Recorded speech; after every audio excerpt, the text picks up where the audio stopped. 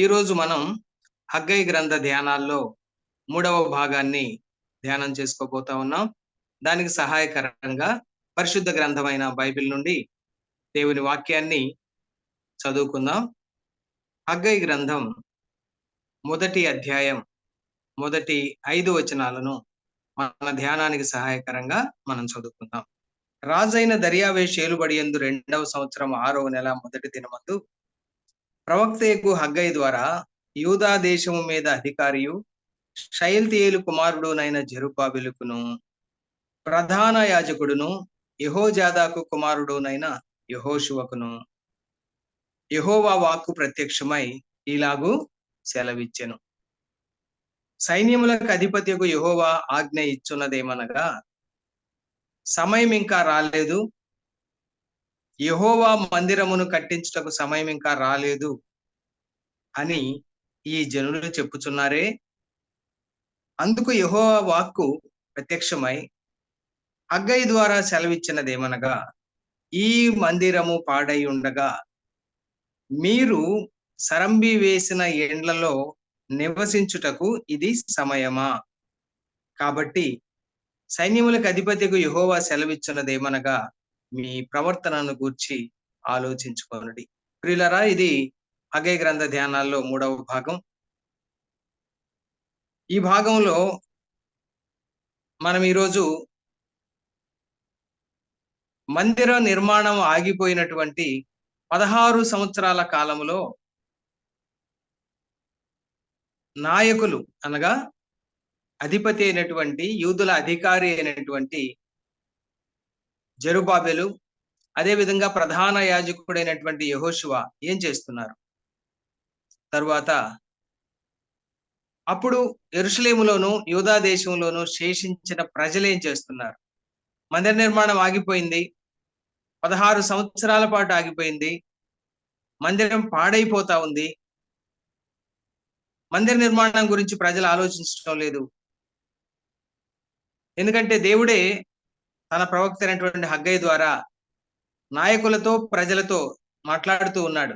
ఈ మందిరం పాడై ఉండగా దేవుడు వారి మీద ఒక ఆరోపణ చేస్తున్నాడు. మీరు సరంబి వేసిన ఎండ్లలో నివసించుటకు ఇది సమయమా? అంటే మందిర నిర్మాణం ఆగిపోయినటువంటి మందిర నిర్మాణం తిరిగి పునఃప్రారంభించబడకుండా నిర్లక్ష్యం చేయబడినటువంటి గత 16 సంవత్సరాల కాలంలో బబులోను చెర నుండి తిరిగి వచ్చినటువంటి ప్రజలు ఏం చేస్తున్నారనేది లేఖనాల్లో ఇక్కడ మనం మొదటి అధ్యాయంలో 2వ అధ్యాయంలో కూడా గమనించగలం. ప్రియులరా, నేను మీ ముందు కొన్ని విషయాలను వారు ఏం చేస్తున్నారు 16 సంవత్సరాల కాలంలో అనేది పెడతాను, దయచేసి మీరు గమనించండి. ఇక్కడ లేఖనాల ప్రకారం మనం చూస్తే మొదటి అధ్యాయంలో వారు ఈ 16 సంవత్సరాల కాలంలో వారు ఇండ్లు కట్టుకున్నారు, ఆ ఇండ్లకు సరంబీలు వేసుకుంటున్నారు. ఇది మొదటిది. రెండవది, వారు వ్యవసాయం చేశారు. వారిలో కొంతమంది, బహుశా అందరూ ఇండ్లు కట్టుకొని ఉంటారు, వారిలో కొంతమంది వ్యవసాయాలు చేయడం మొదలు పెట్టారు. ఇక వారిలో కొంతమంది ఉద్యోగాలు చేస్తా ఉన్నారు. వారిలో కొంతమంది మరి పశువులను అనగా పశువుల ద్వారా పాడి చేస్తూ ఉన్నారు. వారిలో కొంతమంది చేతి వృత్తులు చేసుకుంటూ ఉన్నారు. అంటే కొంతమంది ఇళ్ళు కట్టుకుంటున్నారు, కొంతమంది వ్యవసాయం చేస్తున్నారు, కొంతమంది ఉద్యోగాలు చేస్తున్నారు, కొంతమంది పశువుల పాడి చేస్తున్నారు, కొంతమంది చేతి వృత్తులు చేసుకుంటున్నారు. ఇవన్నీ ఏంటి? జీవనోపాధి. జీవనోపాధి జీవనోపాధి చేసుకోవద్దా? జీవనోపాధి కలిగి ఉండొద్దా? ఇవి మానవునికి అవసరమే కదా. అలానే ఆనాటి యూదా ప్రజలకు కూడా అవసరమే కదా. ఇవి చేసుకోవద్దా? చేసుకోవద్దని దేవుడు చెప్పడం లేదు. మన జీవన భృతి కోసం మనం ఖచ్చితంగా ఏదో ఒక విషయంలో మనం కష్టపడాలి. ఉద్యోగం అయితే ఉద్యోగం, వ్యవసాయం అయితే వ్యవసాయం, వ్యాపారం అయితే వ్యాపారం, వృత్తి అయితే వృత్తి, దేనిలో అయితే దానిలో కష్టపడాల్సిందే. కానీ దేవుని మందిరాన్ని, దేవుని పనిని నిర్లక్ష్యం చేయకూడదు. అదే ఇక్కడ జరిగిన తప్పు. వారు దేవుని మందిరాన్ని, దేవుని పనిని పూర్తిగా నిర్లక్ష్యం చేసి కేవలము స్వంత పనుల్లోనే మునిగిపోయినట్లుగా దేవుని యొక్క హెచ్చరికను బట్టి ఇక్కడ వ్రాయబడినటువంటి సంగతులను బట్టి మనకు అర్థమవుతోంది. ప్రియులరా, ఈ ప్రవక్త అయినటువంటి హగ్గై కాలంలో జీవించిన ప్రజలు అనగా చెర నుండి తిరిగి వచ్చిన వారు మాత్రమే కాదు, చెరకు వెళ్ళక ముందు కూడా ఈ యూదుల పరిస్థితి ఎలా ఉందో లేఖనాల్లో నుండి కొన్ని మాటలు మీకు జ్ఞాపకం చేస్తాను. ఈ ఇశ్రాయేలీయుల పరిస్థితి ఎలా ఉందో లేఖనాల్లో నుండి మీకు జ్ఞాపకం చేస్తాను. యెషయా గ్రంథం 5వ అధ్యాయం 12వ వచనం చూద్దాం.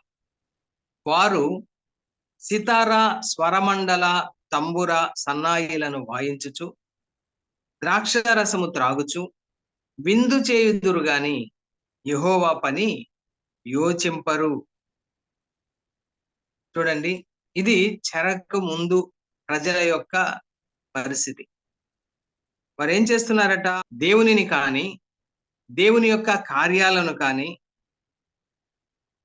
దేవుని యొక్క పనిని కానీ వారు ఏ మాత్రం లక్ష్య పెట్టకుండా కేవలము వారు సొంత పనుల్లో మునిగిపోయి విందు వినోదాల్లో తేలుతూ జీవించినట్లుగా ఇక్కడ వ్రాయబడింది ప్రియులారా. దాని ఫలితం ఏంటో తెలుసా? 13వ వచనంలో అంటున్నాడు, కావున అంటే కాబట్టి వారి యొక్క స్థితి ఎలా ఉంది కాబట్టి నా ప్రజలు జ్ఞానము లేకయే చెరపట్టబడిపోవచ్చున్నారు. చూడండి, వాళ్ళు బబులోను చెరకు వెళ్ళటానికి ఇది ఒక కారణం.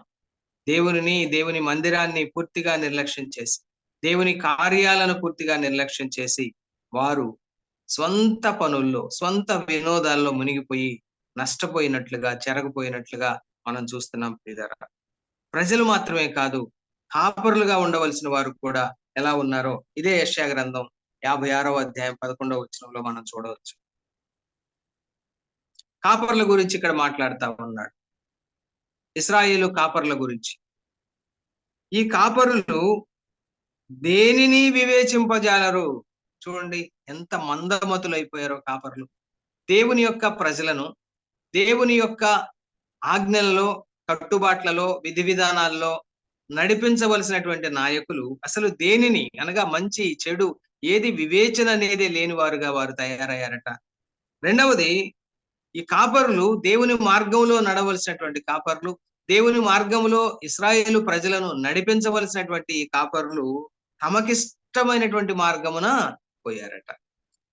చూడండి, తర్వాత ఏమంటున్నాడంటే ఇంకా విచారకరమైనటువంటి విషయం, ఒకడు తప్పకుండా అందరూ కాపరులందరూ, నాయకులు, యాజకులు అందరూ కూడా స్వప్రయోజనమే విచారించుకొందురు. స్వప్రయోజనం వీళ్ళరా చూడండి, స్వప్రయోజనం విచారించుకోవాల్సిందే, కానీ దాని కొరకు దేవుని పనిని నిర్లక్ష్యం చేయాల్సిన అవసరం లేదు. ఈనాడు విశ్వాసులము, దేవుని బిడ్డలమైన మనకి ఇది ఒక హెచ్చరిక ప్రియులారా. మనం కూడా మనల్ని మనం ప్రశ్న వేసుకున్నప్పుడు మనం ఎంతవరకు దేవుని పనులు చేస్తా ఉన్నాం, అనగా సంఘానికి సంబంధించినటువంటి కార్యక్రమాల్లో మన వంతుగా మన బాధ్యత ఎంతవరకు నిర్వర్తిస్తూ ఉన్నాం. చూడండి, ఈ క్రొత్త నిబంధన కాలంలో కూడా విశ్వాసులు ఎలా ఉన్నారో ఫిలిప్పీలతో మాట్లాడుతూ అపోస్తలుడైన పౌలు గారు ఫిలిప్పీ పత్రిక 2వ అధ్యాయం 21వ వచనంలో ఈ విధంగా ఆక్షేపిస్తూ ఉన్నాడు. అందరూ తమ సొంత కార్యములనే చూచుకొనుచున్నారు కానీ యేసుక్రీస్తు కార్యములను చూడరు. చూడండి, అందరూ అంటే అక్కడ ప్రత్యక్షంగా ఎవరి గురించి రాయబడింది? ఫిలిప్పీ సంఘస్థుల గురించి రాయబడింది. అందరూ కూడా, ఆ సంఘములోని విశ్వాసులందరూ కూడా స్వంత కార్యాలను చూసుకుంటున్నారట, కానీ సంఘానికి సంబంధించి క్రీస్తు కార్యాలంటే, యేసుక్రీస్తు కార్యాలంటే క్రీస్తు ప్రభువారు సంఘానికి శిరస్సు అయి ఉన్నాడు, సంఘం ఆయన శరీరం. అనగా ఈ సంఘం యొక్క క్షేమాభివృద్ధి గురించి ఆలోచించే వారు ఎవరూ లేరు.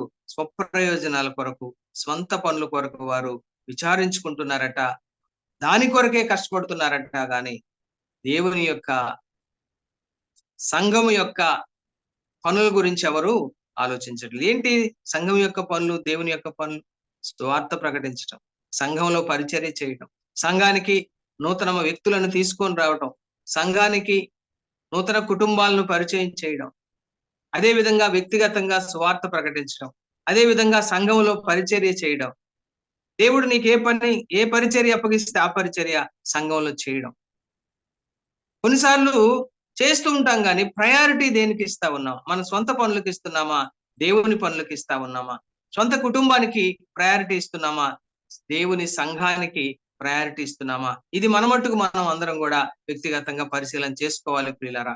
ఆనాడు యూదులు దేవుని మందిర నిర్మాణానికి ఎటువంటి ప్రాధాన్యత ఇవ్వకుండా వారు తమ స్వంత పనులకు ప్రాధాన్యత ఇచ్చి వారు నష్టపోయినట్లుగా చూస్తున్నాం. ఏమిటి వారికి వచ్చిన నష్టం చూడండి. హగ్గయి గ్రంథం 1వ అధ్యాయం 6వ వచనం చదువుతున్నాను. మీరు విస్తారముగా విత్తినను మీకు కొంచెమే పండెను. చూడండి, కొంతమంది వ్యవసాయం చేస్తున్నారని మనం చెప్పుకున్నాం. వారు విస్తారంగా విత్తారు, కొంచెమే పండిందట. ఇంకా మరికొన్ని వచనాల్లో కూడా దీని గురించి ప్రభు హగ్గయి ద్వారా వారితో మాట్లాడాడు. 9వ వచనంలో కూడా చూడండి ఏమంటున్నాడు. మీరు విస్తారముగా కావాలని ఎదురు చూచితిరి కానీ కొంచెముగా పండెను. ఇది వ్యవసాయదారుల విషయంలో. మీరు దానిని ఇంటికి తేగా నేను దాన్ని చెదరగొట్టి తిని. మరొక చోట కూడా ఈ మాటలను చూద్దాం.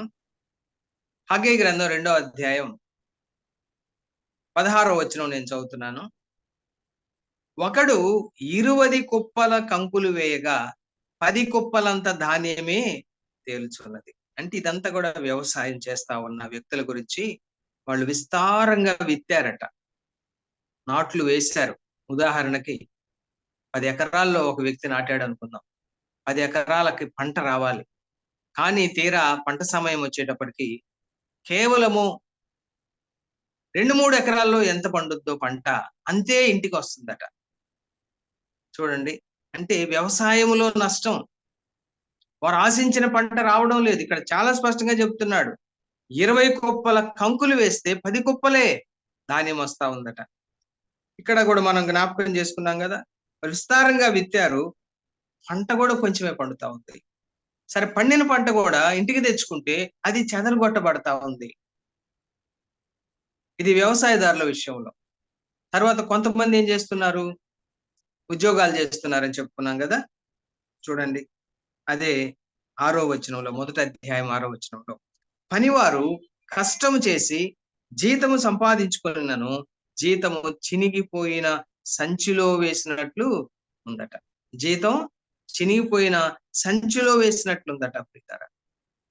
తరువాత మీరు భోజనము చేయుచున్నను ఆకలి తీరకై ఉన్నది, పానము చేయుచున్నను దాహము తీరకై ఉన్నది, బట్టలు కప్పుకొనుచున్నను చలి ఆగుకున్నది. అంటే ఇక్కడ చూడండి, దీనిలో మనకి ఏమర్థమవుతా ఉందంటే, నిజానికి అన్నం తింటే ఆకలి తీరాలి, నీళ్లు తాగితే దప్పిక తీరాలి, కానీ వారికి తీరడం లేదు. అంటే దీని అర్థం ఏంటంటే వారి అనారోగ్యాన్ని ఇక్కడ సూచిస్తా ఉంది. వారు కష్టపడి సంపాదించి చక్కని ఆహారం తీసుకొని ఆరోగ్యంగా ఉండాలని ఆశపడుతున్నారు, కానీ వారికి అనారోగ్యం ఎదురవుతా ఉంది. తర్వాత మాట కూడా చూడండి, మరొక విషయాన్ని మనకు వెల్లడి చేస్తా ఉంది. బట్టలు కప్పుకొనినను చలి ఆగకున్నది. అంటే దీని అర్థం ఏంటి, వాళ్ళు చక్కని ఇండ్లు కట్టుకున్నారు, సరంబి వేసిన ఇండ్లు కట్టుకున్నారు, ఆ ఇండ్లలో సుఖంగా జీవించాలి అనుకున్నారు. కానీ వారి కట్టుకున్న ఇండ్లలోనే వారు ఇండ్లలో ఉండి బట్టలు కప్పుకున్నా కూడా చలి ఆగటం లేదంట. దీని అర్థం ఏంటి, ఇంట్లో సుఖపడాలనుకున్నారు, కానీ ఇంట్లో సుఖం ఉండట్లేదు. ఇలా చూడండి, వ్యవసాయంలో నష్టం, ఆరోగ్యంలో నష్టం, జీతములో నష్టం, అనగా సంపాదనలో నష్టం, వారు కట్టుకున్న ఇండ్లలో సుఖం లేకపోవటం. ప్రభు ఒక ప్రశ్న వేస్తున్నాడు వీటన్నిటి గురించి. చూడండి, 9వ వచనం చివరి లైన్ చూస్తే, ఎందుచేత ఇవన్నీ ఎందుకు జరుగుతా ఉన్నాయి అని ప్రభు ప్రశ్నించి ఆయననే జవాబు చెప్తా ఉన్నాడు. ఏమంటున్నాడు చూడండి, నా మందిరము పాడై ఉండగా మీరందరూ కూడా మీ మీ ఇంట్లు కట్టుకొనుటకు త్వరపడు చేతనే కదా. అంటే వారు చేస్తున్నటువంటి ఒక్క పనిని ఇక్కడ ప్రత్యేకించి ప్రస్తావించాడు. అదే సమయంలో వారు చేస్తున్నటువంటి వ్యవసాయం, వారు చేస్తున్నటువంటి వృత్తి, వారు చేస్తున్నటువంటి పాడి పశువులు, వారు చేస్తున్నటువంటి ఉద్యోగాలు, వీటన్నిటి గురించి కూడా ప్రభువు మాట్లాడుతా ఉన్నాడు.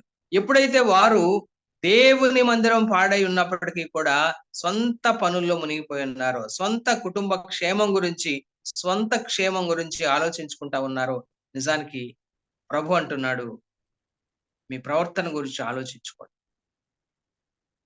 మీకు సంభవించిన దాని గురించి ఆలోచించుకోండి అంటున్నాడు. నేను మీకు ఇంతకుముందు జ్ఞాపకం చేశాను.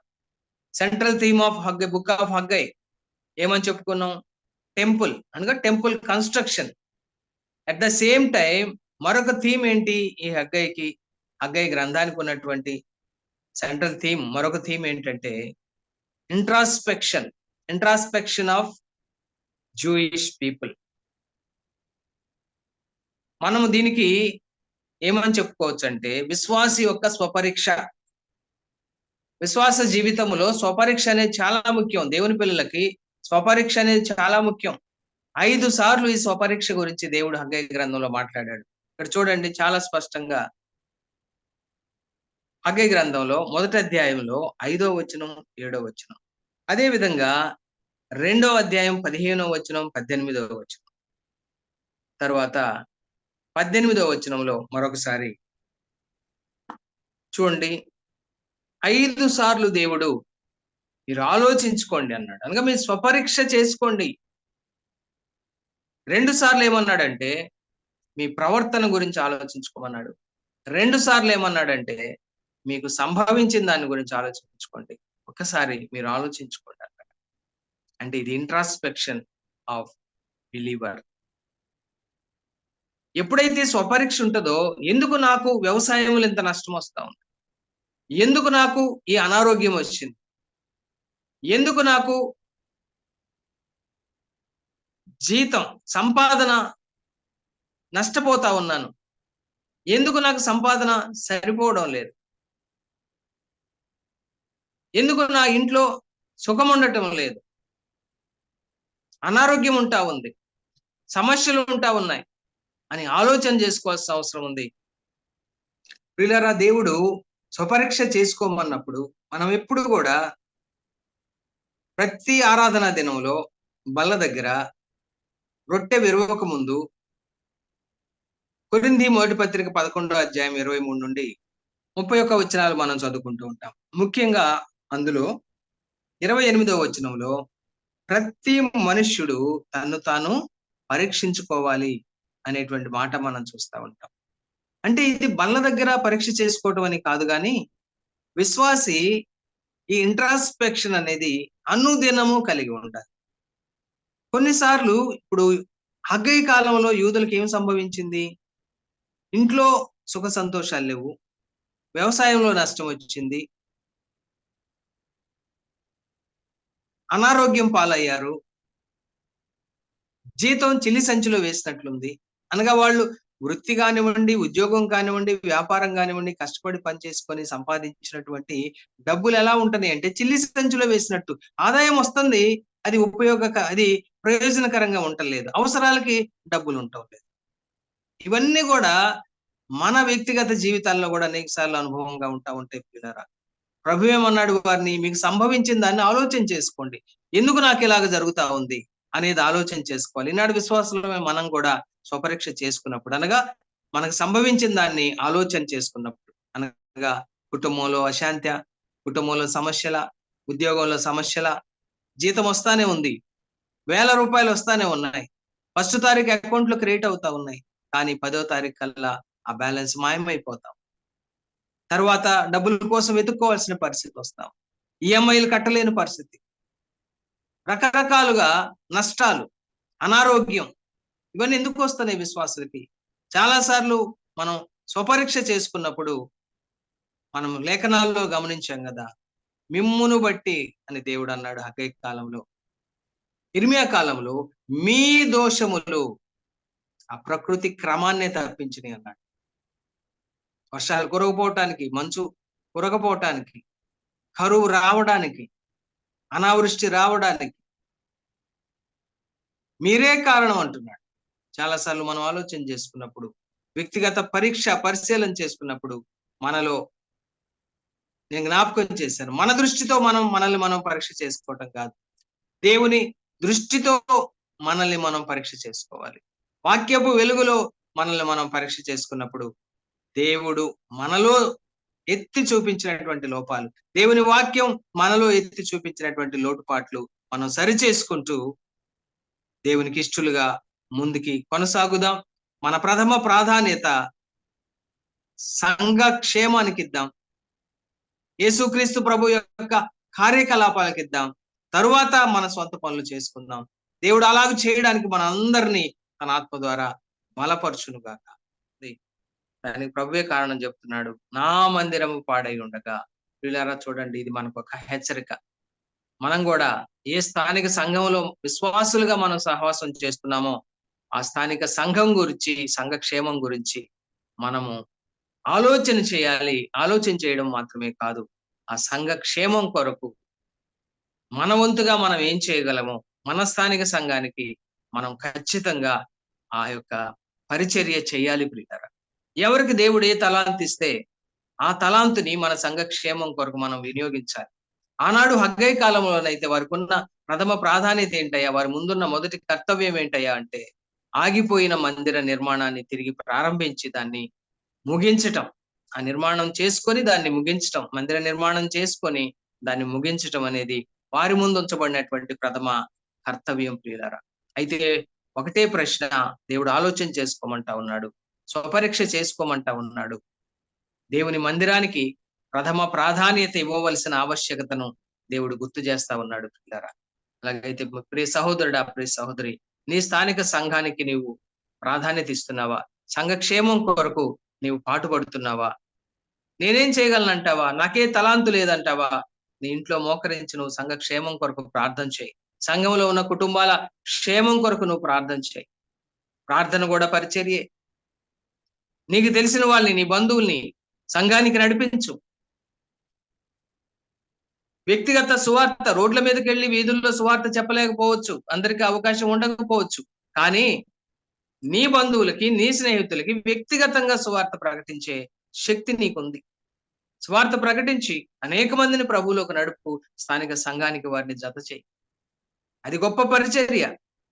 ఆనాడు అక్షరార్థమైన మందిర నిర్మాణం, ఈనాడు ఆత్మీయ మందిర నిర్మాణం. ఎందుకంటే ఈనాడు సంఘమే జీవం కలిగినటువంటి దేవుని యొక్క మందిరం. చాలా స్పష్టంగా తిమోతి మొదటి పత్రిక 3వ అధ్యాయం 15-16 వచనాల్లో పౌలు గారు చెప్పాడు. దేవుని మందిరములో అనగా జీవము కలిగిన దేవుని సంఘములో అన్నాడు. ఆనాడు హగ్గై కాలంలో అక్షరార్థమైనటువంటి దేవుని మందిర నిర్మాణం జరిగితే, ఈనాడు సంఘ కాలంలో, క్రొత్త నిబంధన సంఘ కాలంలో ఆత్మీయ మందిర నిర్మాణం జరుగుతా ఉంది. నీ సంఘం ఆత్మల చేత కట్టబడుతూ ఉండాలి. దినదినము ఆత్మలు సంఘంలో చేర్చబడుతూ ఉండాలి. అందుకు నీ వంతుగా నీవేం చేయగలవో అది నీవు చేయాలి. అదే ఈ హగ్గై గ్రంథం నుంచి పాఠం మనం నేర్చుకుంటా ఉన్నాం. మరికొన్ని సంగతులు మనం చూసుకుందాం ప్రియులరా.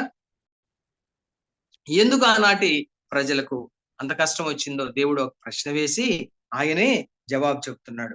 చూడండి, హగ్గై గ్రంథం 1వ అధ్యాయం 9వ వచనంలో చివరి భాగంలో చూస్తే, ఎందుచేతనని యెహోవా అడుగుతున్నాడు. ఇవన్నీ మీకు ఎందుకు సంభవించాయి చెప్పండి అని వారినే ప్రశ్నించి తానే జవాబు చెప్తా ఉన్నాడు. ఆ దేవుడే జవాబు చెప్తా ఉన్నాడు. ఏమంటున్నాడంటే, నా మందిరం పాడై ఉండగా మీరందరూ, నాయకులకి మినహాయింపు లేదు, ప్రజలకి మినహాయింపు లేదు. ఎందుకంటే రాజకీయ నాయకుడైనటువంటి వారి అధిపతి అయినటువంటి జెరుబ్బాబెలు మందిర నిర్మాణాన్ని నిర్లక్ష్యం చేశాడు. వారి ఆత్మీయ నాయకుడైనటువంటి, అనగా ప్రధాన యాజకుడైనటువంటి యెహోషువ మందిర నిర్మాణాన్ని నిర్లక్ష్యం చేశాడు. ప్రజలందరూ మందిర నిర్మాణాన్ని నిర్లక్ష్యం చేశారు. ఇంకా ఏమంటున్నారు వారు? సమయం ఇంకా రాలేదు, సమయం ఇంకా రాలేదు. దేవునికి ఈ మాట చాలా బాధ, మనస్తాపం కలిగించింది ప్రియులారా.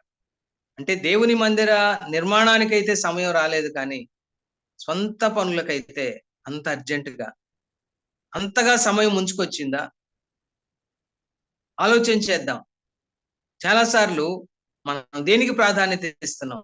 నా సొంత పనులకి, నా కుటుంబానికి, నా ఉద్యోగానికి, సొంత కార్యకలాపాలకి నేను ప్రాధాన్యత ఇస్తా ఉన్నానా?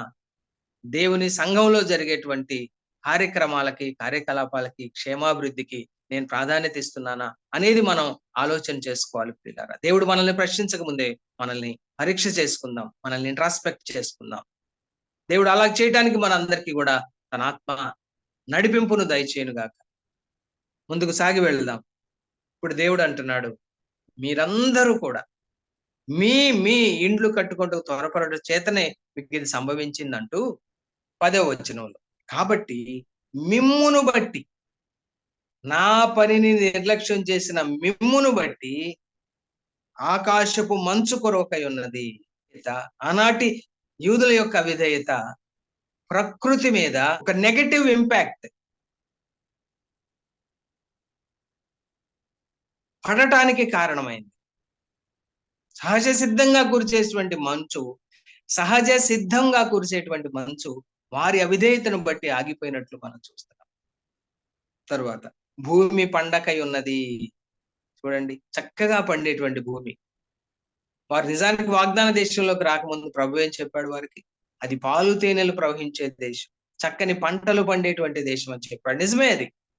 కానీ వీరి అవిధేయతను బట్టి ఏమైపోయింది నాడు అంటే పంటలు కూడా పండక అయిపోయిందట. తరువాత చూస్తే ధాన్యము విషయములోను, ద్రాక్షరస తైలము విషయములోను, భూమి ఫలించు సమస్త విషయములోను, మనుషుల విషయంలోను, పశువుల విషయంలోను, చేతి పనులన్నిటి విషయములోను క్షామము పుట్టించి ఉన్నాను. వీరి అవిధేయత క్షామము అనగా కరువుకి కారణమైంది పిల్లరా. కరువుకి కారణమైంది. ఇర్మియా కూడా వీరు చెరకు వెళ్ళక ముందు వీరి గురించి ఏం మాట్లాడాడో చూద్దాం. చూడండి, ఇర్మియా గ్రంథం 5వ అధ్యాయం 23, 24, 25 వచనాలు నేను చదువుతున్నాను. వీరెవరంటే బబులోను చెరకు వెళ్ళక ముందు ఇదే ప్రజలు ఎలాంటి స్థితిలో ఉన్నారో చూడండి. ఈ జనులు అదే యూదుల గురించి అక్కడేమో హగ్గయి ద్వారా దేవుడు మాట్లాడాడు, ఇక్కడేమో ఇర్మియా ద్వారా మాట్లాడుతా ఉన్నాడు. ఈ జనులు తిరుగుబాటును, ద్రోహమును చేయ మనస్సు గలవారు, వారు తిరుగుబాటు చేయొచ్చు తొలగిపోవచ్చున్నారు. చూడండి, తిరుగుబాటు మాత్రమే కాదు, దేవుని యొద్ద నుండి తొలగిపోతూ ఉన్నారట. వారు రండి, మన దేవుడైన యెహోవా యందు భయభక్తులు కలిగి ఉందము. ఆయనే తొలకరి వర్షమును, కడవరి వర్షమును దాని దాని కాలమున కురిపించువాడు కదా.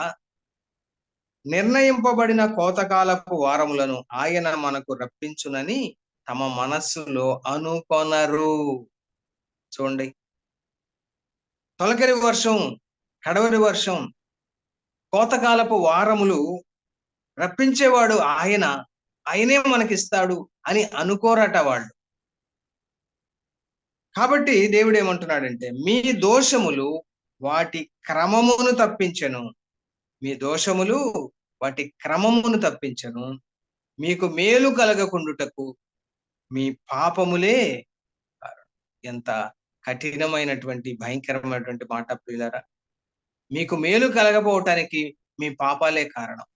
ఈ విధంగా కాలాలు, ఋతువులు క్రమం తప్పిపోవటానికి మీ దోషాలే కారణం, మీ తిరుగుబాటే కారణం అని సూటిగా దేవుడు ఆనాటి ప్రజలతో మాట్లాడుతున్నాడు. అంటే దేవుని ప్రజల యొక్క అవిధేయత ప్రకృతి మీద ఒక వ్యతిరేక ప్రభావం చూపిస్తుంది అనే సంగతిని మనం మర్చిపోవు. కాబట్టి దేవుని ప్రజలు దేవుని పట్ల ఎంత భయభక్తులు కలిగి ఉండాలి, ఎంత బాధ్యత కలిగి ఉండాలి. ఎందుకంటే వీరి అవిధేయత వీరికి మాత్రమే నష్టాన్ని తీసుకురావట్లేదు, అనేక మంది వారి చుట్టూ నివసిస్తున్నటువంటి ప్రజలకు కూడా అది నష్టానికి కారణమవుతుందని గుర్తెరిగి దేవుని ప్రజలు ఎంతో జాగ్రత్తతో ఆనాడైనా నేటి సంఘ విశ్వాసులైనా కూడా భయభక్తులతో జీవించాలనేది ఇది ఒక హెచ్చరికగా మనం తీసుకుందాం ప్రియులారా.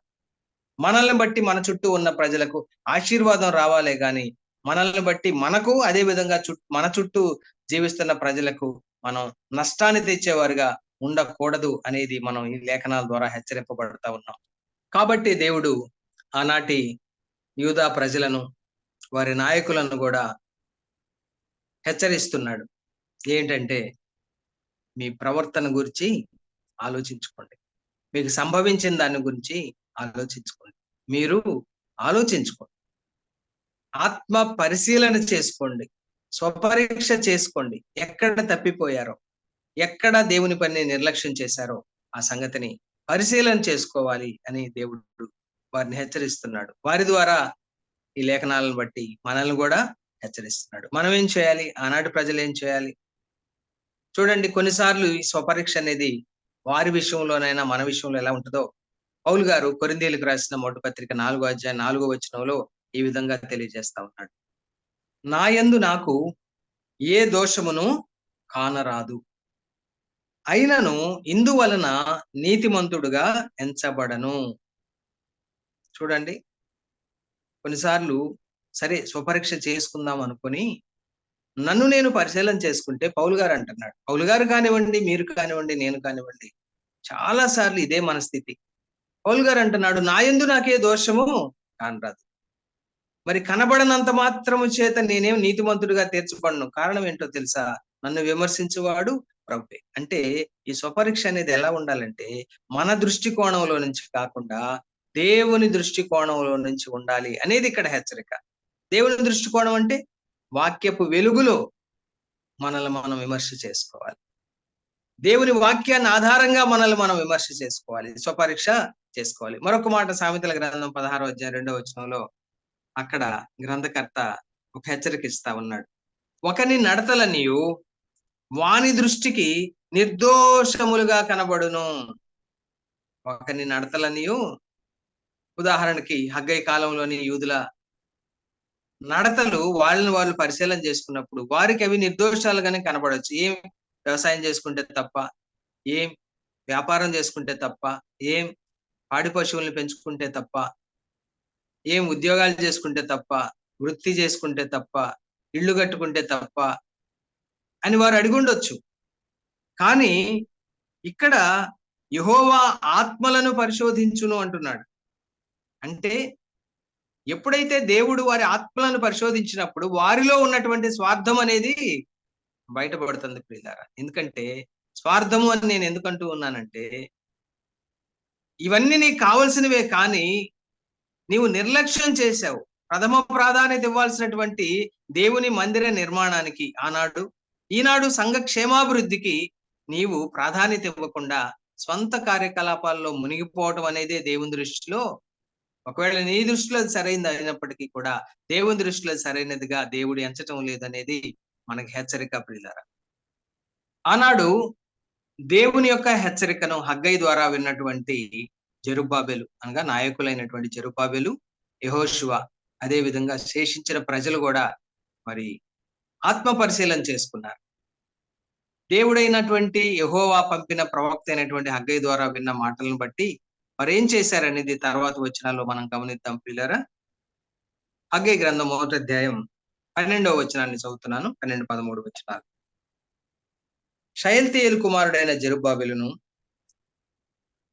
యెహోజాదాకు కుమారుడగు ప్రధాన యాజకుడగు యెహోషువయు, శేషించిన జనులందరూను అనగా నాయకులు, ప్రజలు కూడా తమ దేవుడైన యెహోవా మాటలు ఆలకించి, అనగా హగ్గై ప్రకటిస్తూ ఉండగా వారు ఆలకించారు.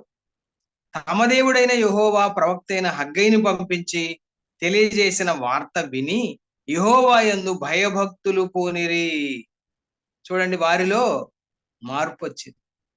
వారు మొదటగా అసలు ఆలకించారు దేవుని మాట. ఇది చాలా ముఖ్యమండి. మీరు బబులోను చెరకు వెళ్ళక ముందు యెషయా కాలం నుండి కూడా మనం గమనిస్తే దేవుని ప్రవక్తలు వారికి ప్రకటించినటువంటి మాటలు వారు అసలు వినలేదు. మనం ఇంతకు ముందు 2 భాగాల్లో కూడా జ్ఞాపకం చేసుకున్నాం. ఎందుకు అసలు వారు బబులోను చెరకు వెళ్లాల్సి వచ్చిందంటే, దేవుడు పెందల కాడనే లేచి తన ప్రవక్తలను పంపి వారిని హెచ్చరించినప్పటికీ కూడా ప్రకటించినటువంటి ప్రవక్తలను ఎగతాళి చేశారే కానీ, ప్రకటించినటువంటి ప్రవక్తలను హింసించారే కానీ, ప్రకటించినటువంటి ప్రవక్తలు కొంతమందిని చంపివేశారే కానీ వారి మాటలు విని వారు మారు మనసు పొందిన వారు కాలేకపోయారు ప్రియులారా. కాబట్టే వారికి అంత నష్టం జరిగింది. దేవుని మహాకృప ఏంటంటే ఇక్కడ హగ్గయి ప్రకటించగా మొదటగా జనులు విన్నారు, నాయకులు విన్నారు, జనులు విన్నారు. తమ దేవుడైన యెహోవా యందు భయభక్తులు పూనారు. 15వ వచనంలో చూస్తే, అదే హగ్గై గ్రంథం 1వ అధ్యాయం 15వ వచనం చూస్తే, వారు కూడి వచ్చారు. దేని కొరకో తెలుసా? తర్వాత రాయబడింది, రాజైన దర్యావేషు యొక్క ఏలుబడి యందు 2వ సంవత్సరము 6వ నెల 24వ దినమున సైన్యములకు అధిపతియకు తమ దేవుని మందిరపు పని చేయ మొదలు పెట్టిరి. దేవుని నామానికి స్తోత్రాలు చెల్లిస్తా ఉన్నానండి. ఎంత సంతోషకరమైనటువంటి మాట, ఎంత సంతోషకరమైనటువంటి దృశ్యాన్ని మనం చూస్తా ఉన్నాం. 16 సంవత్సరాల పాటు మందిర నిర్మాణాన్ని నిర్లక్ష్యం చేసినటువంటి ప్రజలు ఇక్కడ హగ్గయి గ్రంథంలో హగ్గయి యొక్క ప్రతి ప్రకటన కూడా ప్రిసైజ్లీ డేటెడ్, అంటే ఖచ్చితమైనటువంటి తేదీ, నెల, సంవత్సరం వ్రాయబడింది ప్రియులారా. ఆయన మొదటిసారిగా ప్రకటించింది ఎప్పుడు అంటే మొదటి అధ్యాయం 1 వచనం ఉంది, 1/6 BC 520. ఆయన 520వ సంవత్సరం జూన్ నెల మొదటి తేదీన ప్రకటించగా ప్రజల్లో కేవలము 23 రోజుల్లో ఎంత గొప్ప ఉద్యమం వచ్చిందంటే, ఇక్కడ చూడండి 24/6/520 సంవత్సరం. ఇక్కడ చూడండి మొదటి అధ్యాయం 15వ వచనంలో 24వ తేదీ 6వ నెల 520 BC ఆ తేదీన వారు తిరిగి తమ దేవుని మందిరపు నిర్మాణం పునఃప్రారంభించి కట్టడం మొదలు పెట్టారు. ఎంత ఆశ్చర్యకరమైనటువంటి మార్పు ప్రియులారా. కేవలము 23 రోజుల్లో ఆ ప్రజల్లో అద్భుతమైనటువంటి మార్పు వచ్చింది, అద్భుతమైనటువంటి ఉజ్జీవం వచ్చింది. వారు దేవుని మందిర నిర్మాణ పని చేయడం మొదలు పెట్టారు ప్రియులారా. మనం ఆలోచించేద్దాం, దేవుని వాక్యం వారి హృదయాల్లో ఎంత చక్కగా పనిచేసిందో. మనం కూడా అనేక సార్లు సంఘములో వాక్యం వింటున్నాం, మనం వ్యక్తిగతంగా దేవుని గ్రంథమైనటువంటి బైబిల్ని చదువుకుంటూ ఉన్నాం. మనం చదివిన లేఖనాలు కానివ్వండి, మనం దేవుని సేవకుల ద్వారా విన్నటువంటి దేవుని మాటలు కానివ్వండి, మన హృదయంలో కార్యం జరిగిస్తా ఉన్నాయా? మన హృదయంలోని లోపాలను ఎత్తి చూపిస్తా ఉన్నాయా? దేవుడు అంటున్నాడు, స్వపరీక్ష చేసుకోండి. మనం కూడా స్వపరీక్ష చేసుకుందాం. నా స్థానిక సంఘానికి నేను, మీ స్థానిక సంఘానికి మీరు క్షేమాభివృద్ధికి ఎంతవరకు కృషి చేస్తా ఉన్నారు? ఎంతవరకు సంఘ కార్యకలాపాల్లో పాలు పంచుకుంటూ ఉన్నారు? ఆలోచన చేసుకుందాం మనం అందరం కూడా. ఒకవేళ మనం ఎంతవరకు నా స్థానిక సంఘం కొరకు నేను, మీ స్థానిక సంఘం కొరకు మీరు పాటుపడకపోతే, సంఘ క్షేమంలో పాలు పంచుకోకపోతే, ఈ దేవుని మాటలు విన్న తరువాత అయినా కనీసం రేపటి నుండైనా సంఘ క్షేమం కొరకు మనం చేయగలిగింది చేద్దాం, పాటుపడదాం, ప్రభువు నుండి దీవెనలు పొందుకుందాం. దేవుడు తన మాటలను దీవించును గాక. ఆమేన్.